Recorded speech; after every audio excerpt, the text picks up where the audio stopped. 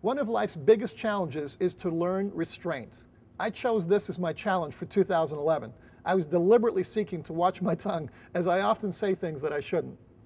Our American friends will know the sad story of Helen Thomas. For those of you who don't know her, she is one of America's foremost decorated women in media. She was the first lady to serve in many roles in Washington, including the White House press gallery. As years went on, she moved towards the front of the press gallery to the point where she always sat in the front row. She was given the honor of asking the first question at every press conference from the president. Sadly, in a one-minute interview, she didn't restrain her tongue. She told a Jewish reporter, who was also a rabbi, that the Jews in Israel should return to Germany and Poland. That comment cost Helen Thomas her career. For all that she accomplished, she will be remembered for those brief words last year. As with most of us, she later tried to explain what she meant. She apologized, but in the end, she lost her reputation and her job.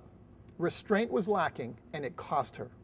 Lack of restraint penalizes everybody.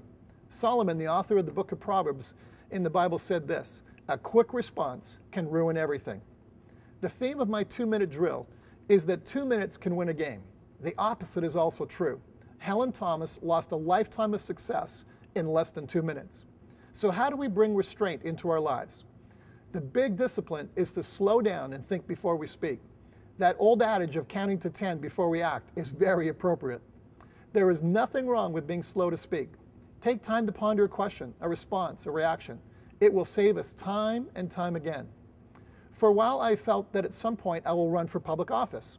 My mentors, John and Carol Arnott, have given me some good advice in this regard. Steve, learn restraint before this happens. When is it that you say things that you shouldn't? Before your first coffee? Those first 5 minutes when you get home from work? When you're in stress? When frustrated?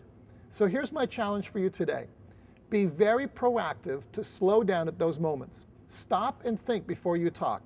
Restraint may save you your job. Tomorrow we're going to be looking at temperament and what drives you.